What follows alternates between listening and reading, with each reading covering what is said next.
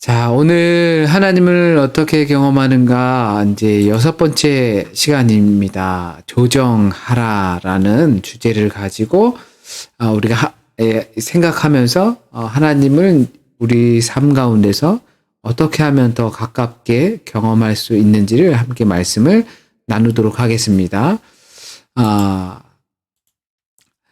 지금까지 저희가 몇 가지 원칙들을 세웠습니다. 첫 번째 원칙이 이제 하나님께서 나의 곁에서 이제 일을 하신다라는 겁니다. 내가 인지하지 못할진 몰라도 하나님께서 우리 곁에서 우리를 위해서 여전히 일하고 계신다라는 사실. 두 번째, 하나님께서 일하시는 그 하나님은 나와 더 깊은 사랑의 관계로 들어가길 원하신다라는 사실입니다. 그리고 하나님께서는 그 하나님의 자리로 우리를 초청하십니다. 우리를 부르시는 거죠. 우리가 그 자리에 하나님의 일이 있는 그 자리로 오기를 바라십니다.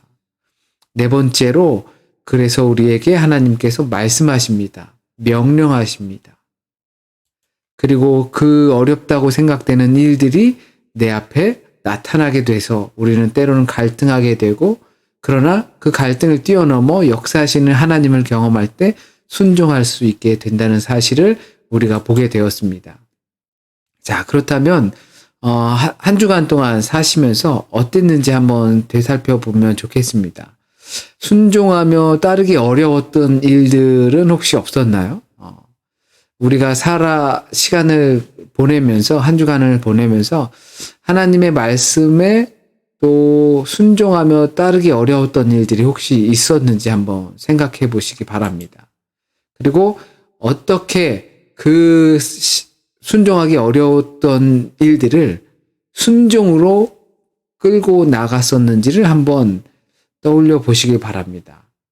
분명히 우리에게 그런 일들이 있었을 겁니다. 내 뜻대로 하다가는 순종할 수 없는 그런 일 가운데에서 하나님의 말씀이라는 뜻에 붙잡고 순종했던 일들이 있을 겁니다. 가정 안에서도 그렇고요.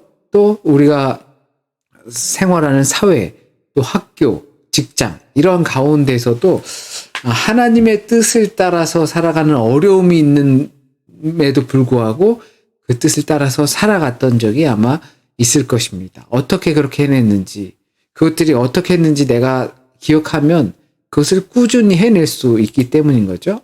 자, 그럴 때 어떤 감정과 하나님과의 교제를 가지셨나요?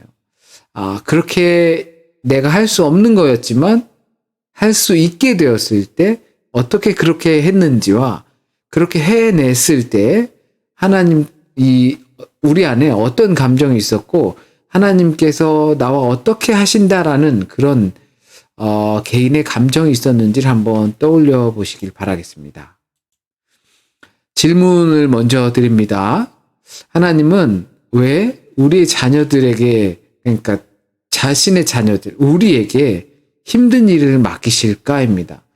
하나님께서 왜 내가 할 수 있는 일을 명령하지 않으시고 내가 하기 어려운 일을 하나님께서는 명령하실까요?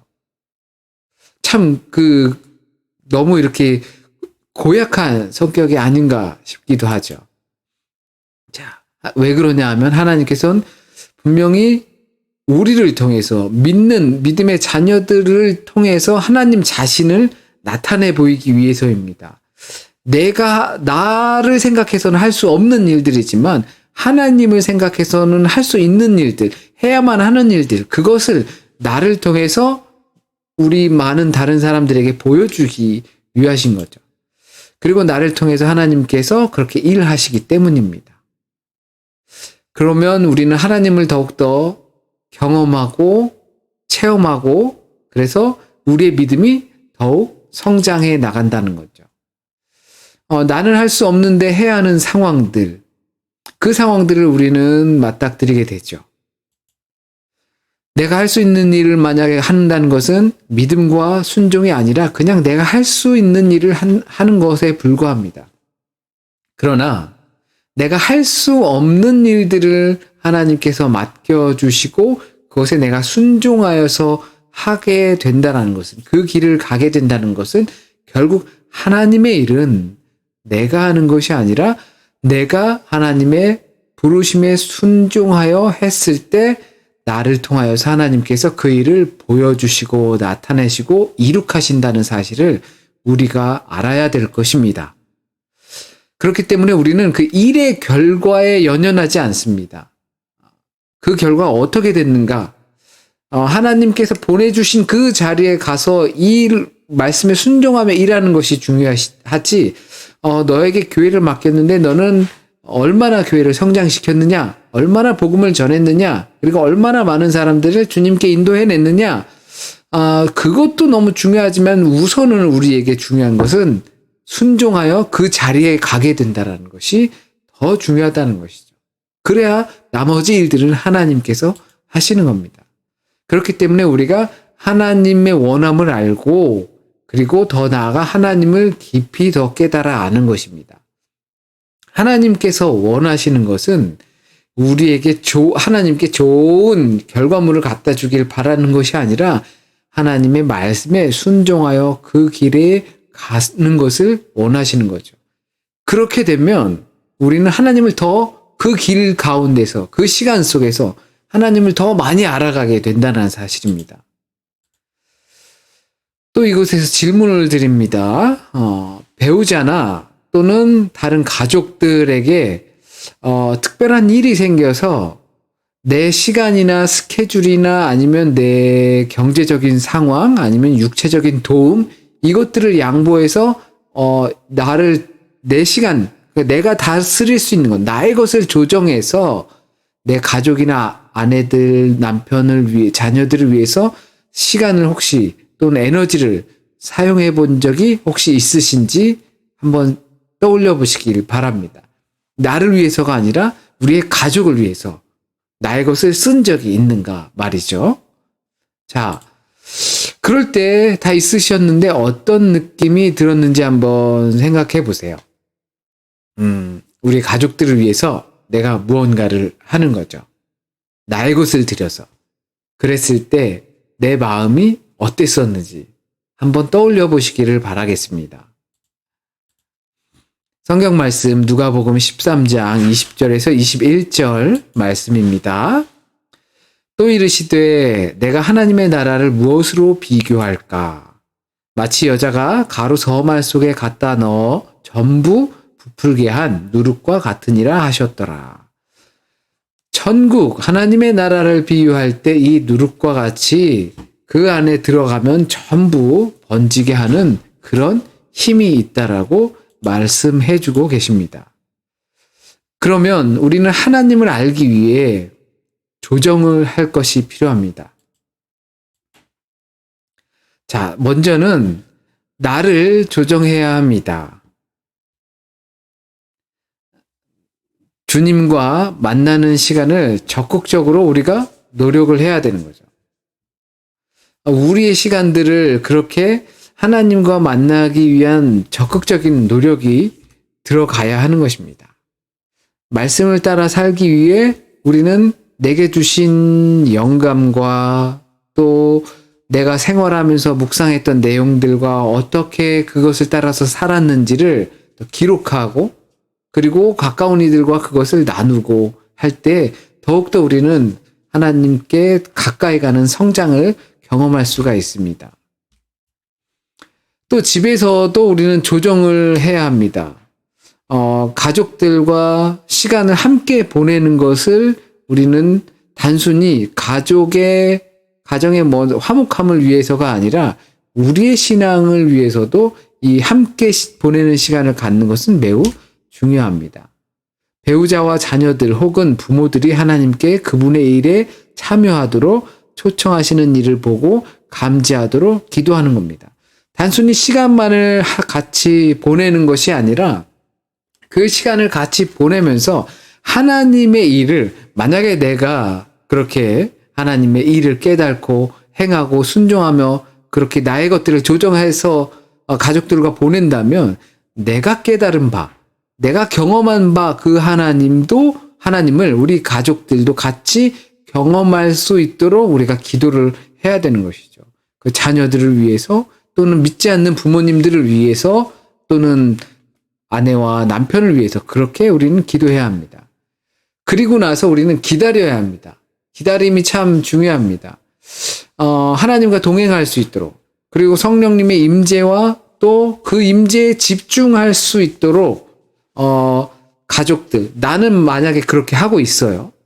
그러나 그렇지 못한 가족들이 있다면 그들이 그렇게 할 수 있도록 기도해 줘야 하고, 그렇게 몸소 실천해 나아갈 수 있도록 우리는 기다려 줄 필요가 있는 것입니다.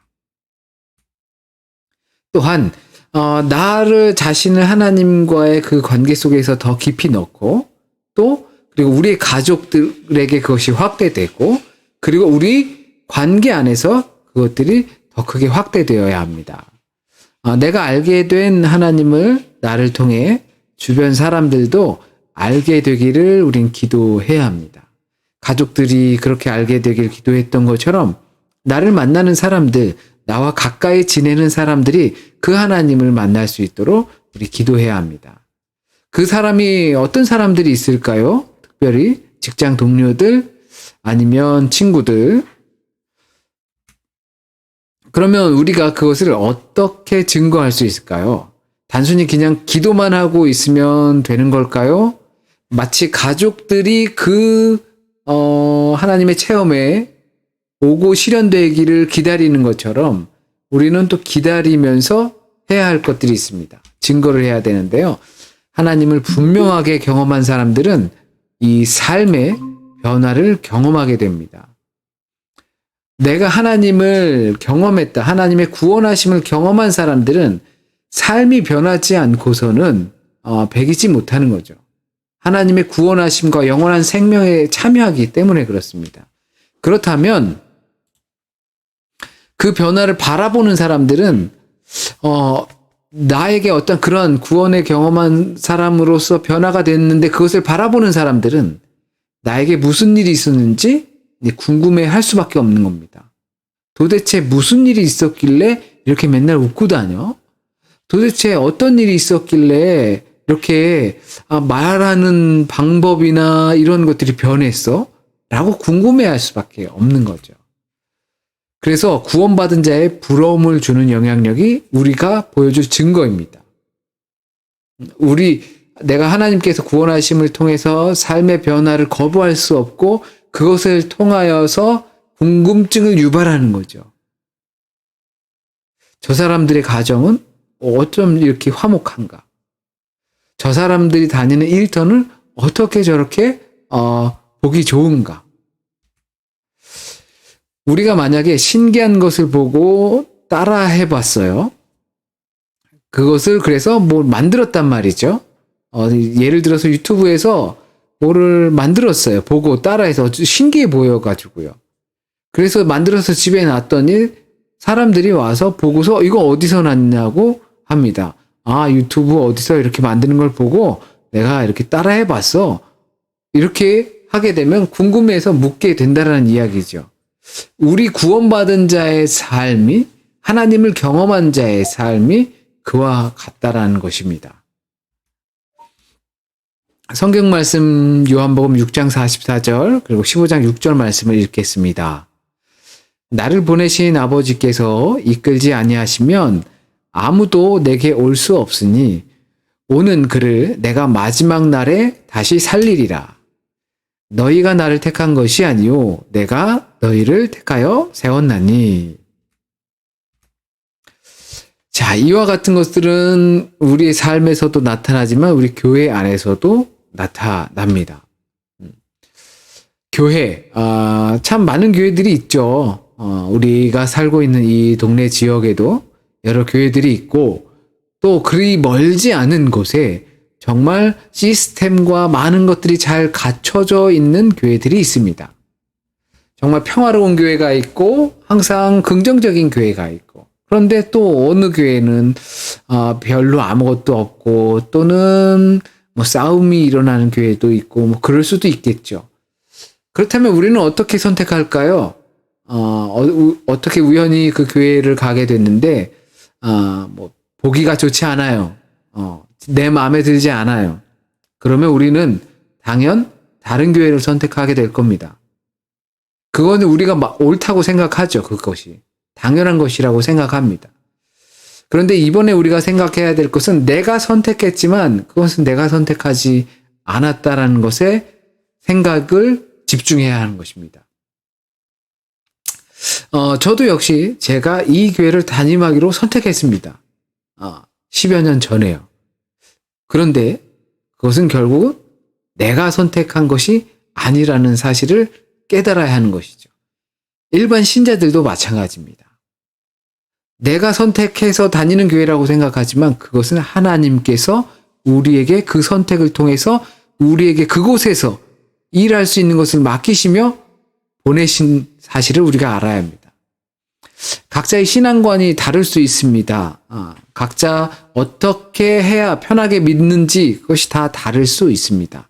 그렇다면 내가 이렇게 했을 때 편한데 라고 생각하는 것 있다면 결국엔 하나님께서 왜 나에게 내가 할 수 없는 것, 아니 내가 별로 좋아하지 않는 것을 나에게 맡기시는가라는 그 질문에 또다시 답해야 합니다. 내가 할 수 있고 내가 좋아하는 것을 하나님께서 맡기신다면 그렇다면 그 일은 내가 하는 것이지 하나님께서 하시는 것이 아니기 때문에 그렇습니다. 만약 내 마음과 내 어떤 그 철학과 이런 것들이 맞지 않을 때 그런 교회에 우리가 있으면 서슴지 않고 옮기는 것이 당연히 맞을지도 모르겠습니다. 지금까지 우리의 습관은요. 그러나 그 가운데서 하나님께서 우리에게 맡기실 일이 있다라는 거죠. 너 거기 가서 이 일을 해라 라고 하는 겁니다. 그것이 부르심이고 또 하나님께서 명령하시는 말씀이고 그래서 생기는 우리 안에 갈등이 있고 또한 그 갈등을 결국 순종으로 이겨내는 것이 담겨 있는 거죠. 그래서 하나님을 경험한 나를 통해 교회에 영향을 주기를 위한 하나님의 손길이 숨겨져 있습니다. 그 생각으로 우리는 조정을 바꿔야 합니다. 그래서 우리를 통해서 위로하시고 또는 격려하시고 힘을 주고 우리가 하나님을 경험했던 것들을 우리 공동체 안에서 다툼과 어려움과 있는 상태에 있는 사람들에게 경험들을 나누는 것이고 때로는 그것이 간증하는 것이고 그렇게 해서 주님께서 주시는 평화와 행복이 축복이 정말 누룩과 같이 우리 공동체 안에서 쫙 퍼지게 하시기 위해서 우리를 보내셨다는 사실을 깨달아야 합니다. 그래서 그 교회를 통해 그리고 그 행복을 전달하시는 것입니다. 성경 말씀을 읽겠습니다. 에베소서 4장 11절에서 13절. 그가 어떤 사람은 사도로, 어떤 사람은 선지자로, 어떤 사람은 복음 전하는 자로, 어떤 사람은 목사와 교사로 삼으셨으니 이는 성도를 온전하게 하여 봉사의 일을 하게 하며 그리스도의 몸을 세우려 하심이라. 우리가 하나님의 아들을 믿는 것과 아는 일에 하나가 되어 온전한 사람을 이루어 그리스도의 장성한 분량이 충만한 데까지 이르리니. 이것은 하나님께서 그냥 단순하게 교회 안에서 직분, 일의 역할에 따라서만 그것을 이제 지체를 나누신 것이 아니라 우리 모두가 교회에서 위로받고 싶죠. 격려받고 싶고 사랑받고 싶죠. 그렇다면 다 그런 것들을 받고만 싶다면 결국 누가 그것을 위로할 것이며 격려할 것이며 또한 그들의 힘든 것을 덜어줄 수 있겠습니까? 이것은 단순히 목사, 사도 또는 교사 이런 직분의 나눔이 아니라 역할의 나눔도 필요하다는 것이죠. 하나님을 경험한 내가 위로의 하나님을 경험했다면 위로가 없는 교회 안에서 우리는 위로자의 역할을 해야 하는 것입니다. 마음의 상함을 치유받은 적이 있다면 하나님의 그 경험을 통해서 치유함이 없는 공동체 구성원들에게 그 치유함을 전할 수 있어야 하는 것입니다. 그래서 그 공동체 안에서 내가 얻고자 하는 것만 얻는 것이 아니라 내가 이미 얻고 받은 그 하나님의 은혜와 체험을 주고 나누고 그래서 누룩처럼 더 그것이 커지고 신속히 번지게 하는 것이 바로 우리의 역할이라는 것입니다. 그래서 그리스도의 장성한 분량의 충만한 데까지 이르게 하는 거죠. 그것이 우리 어떻게 한 사람이 위로하고 치료하고 치유하고 그리고 봉사하며 헌신하며 그런 거 다 할 수 있겠습니까? 그것을 할 수 있는 역할의 사람들이 하나님께서 너는 위로함을 받게 한 치유함을 그리고 가르침을 이러한 것들을 경험하게 하셔서 그것을 공동체 안에서 행하게 하시는 것을 우리가 깨달아 알아야 할 것입니다. 각 지체가 협력할 때 그렇게 협력할 때 우리 공동체 그리고 한 사람 한 사람이 그리스도의 장성한 분량으로까지 온전해진다는 사실입니다. 그리스도의 형상을 담는 데 있어서 그러면 무엇을 어떻게 우리가 도울 수 있을까요? 그것을 생각해 보는 오늘의 하루가 되었으면 좋겠습니다. 자, 오늘은 하나님을 경험할 수 있는 방법 중에 하나 조정하는 것입니다. 나 자신을 하나님을 경험할 수 있도록 더 시간과 열정과 에너지를 조정해야 합니다. 가정 내에서도 역시 그와 같은 조정을 통하여서 우리에게 주신 그 가정이 하나님이 살아서 역사하시는 하나님의 나라와 그 나라가 될 수 있는 믿음의 가정이 될 수 있도록 우리의 가정을 조정해야 합니다. 그러기 위해서 먼저 경험한 가족의 구성원이 함께 그 하나님을 경험할 수 있도록 기도하며 기다려줘야 하는 거죠. 또한 우리의 관계 안에서도 마찬가지입니다. 우리가 구원받은 자의 변화된 삶을 정말 우리 세상 가운데서 보여줄 때 그것에 궁금함을 참지 못하는 사람들이 있을 수밖에 없습니다. 그렇게 증거하는 삶이 우리는 관계 안에서 이루어져야 합니다.